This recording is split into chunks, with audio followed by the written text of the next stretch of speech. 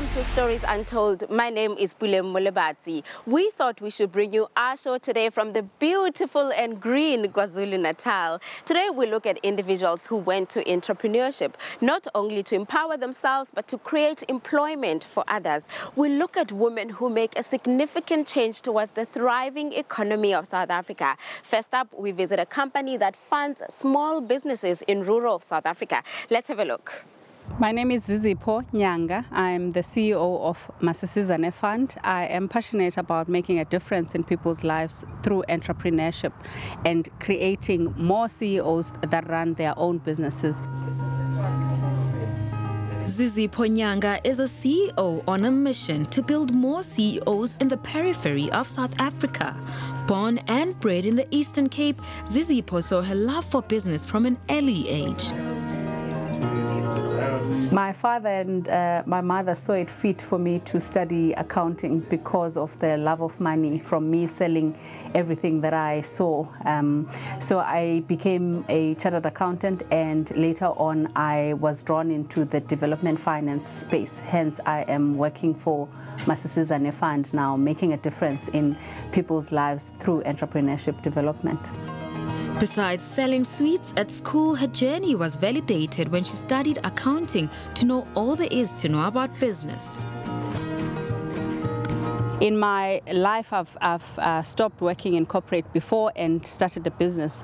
Unfortunately, it was around 2008, 2009, and the economic meltdown affected the business that I was in. There was no cash flow.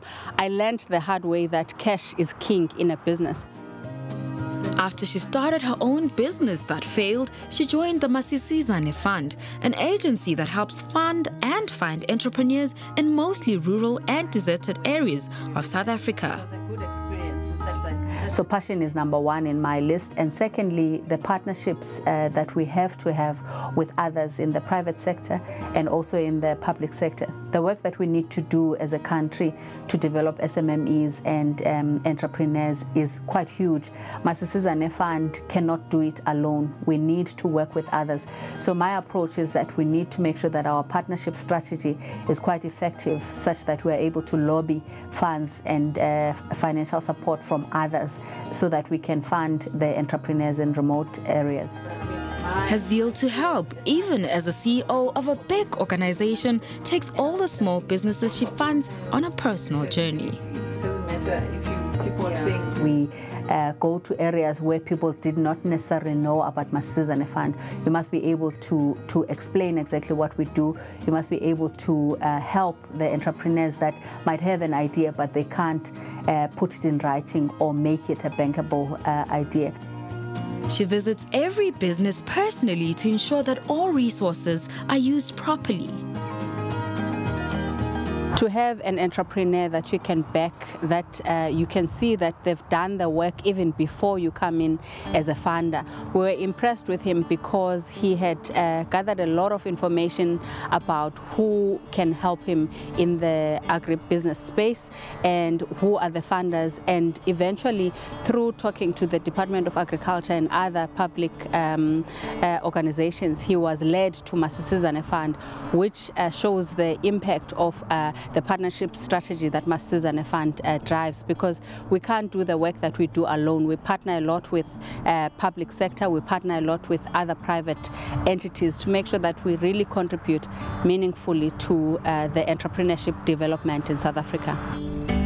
She took Stories Untold to meet Ilu, a lettuce farmer in the Western Cape. The farm started in March this year. That's when we acquired the farm, and we were able to secure a lease. It's a lease to buy, which we are hoping that soon we will secure finance to buy the farm. At this point in time, we have received finance with the help, financial support from Masisizane Fund for the infrastructure on the farm, which has permitted us to start growing, putting up the infrastructure, the irrigation pipes and everything, and all the tables, and to actually start production of iceberg lettuce. A whopping 1.2 million lettuce are harvested per annum by Belu, the only black farmer around his block. Masisizane was the way that they work was a very serious eye-opener for me, because in a lot of times when you submit applications for funding, you simply just sit back and hope for the best. Masisizane did everything very differently and very professionally. They sit down with me, and they sat down with to find out everything about the project, everything about my background, everything about what is the intended market, and they explained to me the whole process from the time that my application would be submitted, and they even gave me timelines as to when I can expect a response. And they did a due diligence which required all the financial information that is available and all the technical information that is available about the project. They also looked into the partnerships that I was intending to have or that I had at the time, and all the agreements. And then they also look at where will I be selling, and the prices involved, and profit margins. They looked at everything. Belu continued the ripple effect by empowering other aspiring entrepreneurs. Ukuqala kodwa ngiqala ngo-2016. Naniyenzani? Sasityala igarlic. And then ufundeni so far since uqalile ukusebenza naye? Ndifunde kakhulu ukubana kwenzeka ntoni kwa-agriculture. Ndakhula ukutyala ilethasi sityalayo apha negalika, inintsi into endiyaziyo ngayo, nintsi into endiyifundileyo. Ndabawela nam ukuba ndinganayo something like that. Yes, but andiyenzanga agriculture, but nam ndiyabawela uba ndingakhe ndibe nayo into enje as a youth ke uba sinide uba sibe khona kwi-business. I started here now is 4 years. My job is I'm a foreman here. I'm driving the tractor, like if you are coming to plant, if you are going to harvest, I'm taking the seed to go up there next door for the fridge. Now I see that I'm starting working here, I prove myself. Because if I get the pay, I'm supporting my family. Zizipho is a CEO with a clear vision for all black people. I'm really grateful I could be making a difference in people's lives by encouraging them to do what they can to create jobs instead of always wanting to be employed. Inspiring and resilient, Zizipho is a woman that went to prove that yes, we all can.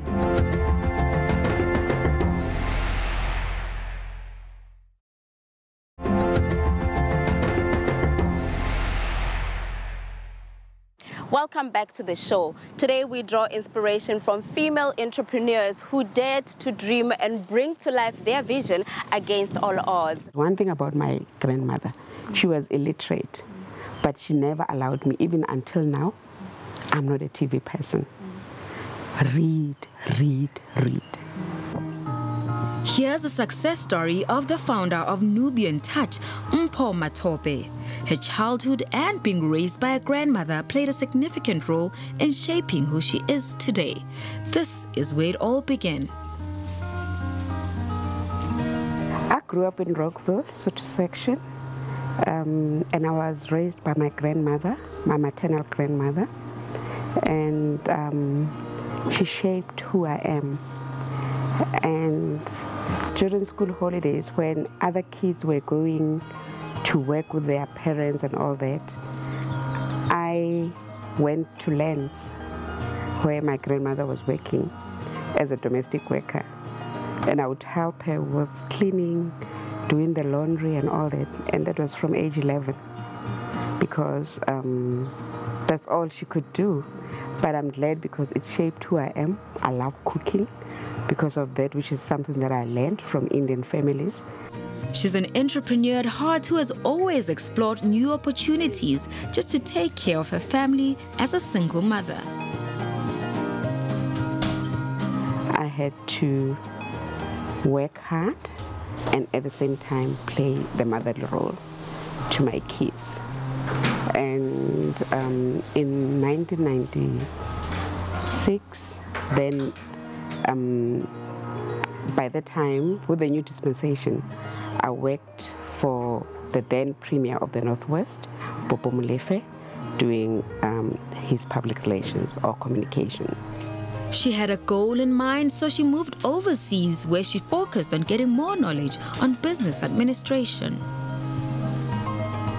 I was having 3 jobs. I was working as a nanny for 14 kids at church, and then working for a doctor woman, and she would come back at 1, at times at 2. Then I would hop onto a train, go back for my kids, do my homework, check their homeworks, help where they didn't do right. Then from there, do my assignments. At times, I wouldn't sleep at all. And when she returned home to South Africa, she birthed Nubian Touch. In 2001, I decided to come back home, and that's when South Africa was given an opportunity to host the World Summit on Sustainable Development. And then I was the marketing manager thereof. And in the process, that's how I formed Nubian Touch. I went for Nubian Touch because I befriended someone in the US who celebrated Kwanzaa. And I used to read a lot about what Kwanzaa meant and all that, which brought me to the Nubian queens and all that, and Africans in the diaspora calling Africa Nubia. So that's when I decided, okay, my company will be the African Touch, but I would settle for Nubian Touch. Having developed a passion for tourism and hospitality, she has been able to expand the company. I build roads on grade 8, civil engineering, and then we have the eventing side, and then we have the hospitality side. She has built an impressive portfolio of tourism products such as a 4-star graded Graceland Conference and Lifestyle Center and Eagle Waters Wildlife. Eagle Waters, it is owned by the Northwest Provincial Government. I'm managing it on their behalf. It's more camping, and with the tents, it's more glamping. And those tents, when you're in the tent, you can't even say you are in a tent. We also have a honeymoon suite because some people also want to host their weddings there. Graceland is 4-star graded. And with Graceland, I sell it as a home away from home. And Graceland is where you come to rejuvenate. Graceland also has a chapel. You can come renew your vows or come get married here. We have a spa, which is fully fledged. We have a gym, nail bar. With the empire she has built and continues to grow, she's now able to hire and in turn those people provide for their families too. To me, they are not my employees, and as you can see, most of them are young. And if I don't give them a chance as a black woman, no one is going to. And it gives me great pleasure that I'm making a difference. Yes. And all in all, like in Mafikeng, I have 13 employees. At Eagle Waters, I have 24. And Graceland is 11. And giving back is dear to her heart, especially with education. Even people would come to me and say, Osimpo, we have so many students, they can't afford the fees, and I pay for them. Because when my scholarship fell off in the US, I was assisted by a church to go through my studies. So I feel that I also need to pay back. She shared some of her future goals. I have 8 grandkids, and I would love to go to take them to school, fetch them, and all that. Because with my kids, they were literally raised by nannies because I was working. And my grandmother who raised me had passed on. So I would love to do what I didn't do for my kids, for my grandkids, and for my kids too. And her message is simple. We need to be involved in the business, because you can't say okay, I've started a business and then step back, because my vision is not my kids' vision. It's not my employees' vision. You see, so you have to be involved. Look around, what is it that I can do to change the situation, to become an employer? Because yes, you get people with qualifications but no work, but if you use your hands and if you use your brain to think, what is that I can do, and you read, because one thing about my grandmother, she was illiterate, but she never allowed me, even until now, I'm not a TV person. Read, read, read.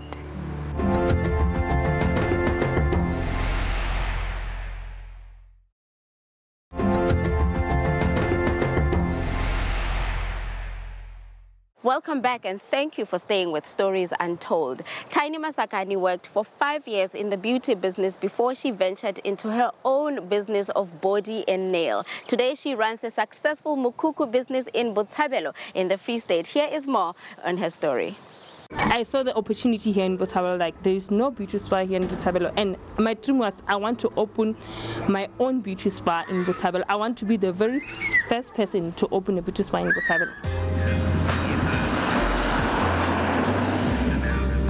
While the popular saying warns against judging a book by its cover, Botshabelo-based businesswoman adopted this code and demonstrated that there is more to the beauty business than the interior. Inside her tiny shack is a well-kept beauty spa with variety of beauty treatments. Tiny shared with Stories Untold where her love for beauty therapy began. Growing up at a young age, I used to play dolls, and I started playing with the hair of dolls, plaiting it, doing them like some makeup. I was also used to do myself a makeup. I remember I was alone at home by then, being naughty as a child, and then I started putting a hair relaxer on myself, and then they cutted my hair because I felt like my sister is now taking a long time, and then I want to do my hair. I can remember her making me like with the makeups and doing my hair. Sometimes she loved to buy those things, the roller sets and the tongs. She would make my hair. From passion to pursuing a professional skill in beauty, Tiny enrolled in a beauty school. When she started, she told me that, yeah, Mama, I want to go to school, to Motewo, and do the nails, because I can see she has a potential to do that. My sister Dikeledi, definitely. She saw that. She saw that because she even mentioned like from the very young age, she could see that maybe I was going to own a salon or something, because she was a salon owner as well. So I used to help her maybe sometimes. So another thing, my brother, I remember when I wanted to go to study, I wanted to study something different, and then my brother advised me, why don't you study maybe hair or do something, at least something that related to hair or something. And then I heard about the beauty course when I arrived at the college in Motewo, FET. So that's where I started enrolling for beauty, and then there, being in that course for a year, I started developing. I started loving it. After tertiary, she worked at a beauty shop, but that still wasn't enough for her. I got a job in Durban. When I was in Durban, that's where I realized like I'm making this portion for someone that I can make for myself, and then I started saving up so that at least one day I can open my own thing. That's where I started telling myself I want to open my own thing. And then after that, when I was here already back to Caterton, when I was here in Free State, that's where I saw the opportunity here in Botshabelo, like there is no beauty spa here in Botshabelo, and my dream was I want to open my own beauty spa in Botshabelo. I want to be the very first person to open a beauty spa in Botshabelo. Tiny shared the word of a beauty shop on social media, and to her surprise, the local caught on. After quite some time, on August, the 8th of August, when I was opening, I posted it. Like, this is my shack, this is my beauty spa, the pictures inside and everything. That's how people knew about everything. Using social media to advertise what's now known as Mukoko Beauty Shop, Tiny has received positive feedback from people in and around her township. For me, it's growing, and it's growing very well. I was not expecting it at all. It's growing very well, especially from my community. When it comes to finances, the challenges that I have is, I think I still need to get more lecture about the business, how to manage the finance and everything, so that I can at least keep the records and everything. Her services have grown from just doing nails. She now sees a growing number of people coming for massages.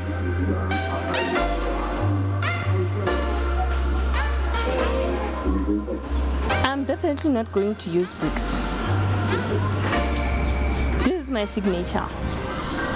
I'm not going to change it. So, obviously, when I extend, it's gonna be another shake. Not a brick, but when you enter inside, obviously it will feel like home.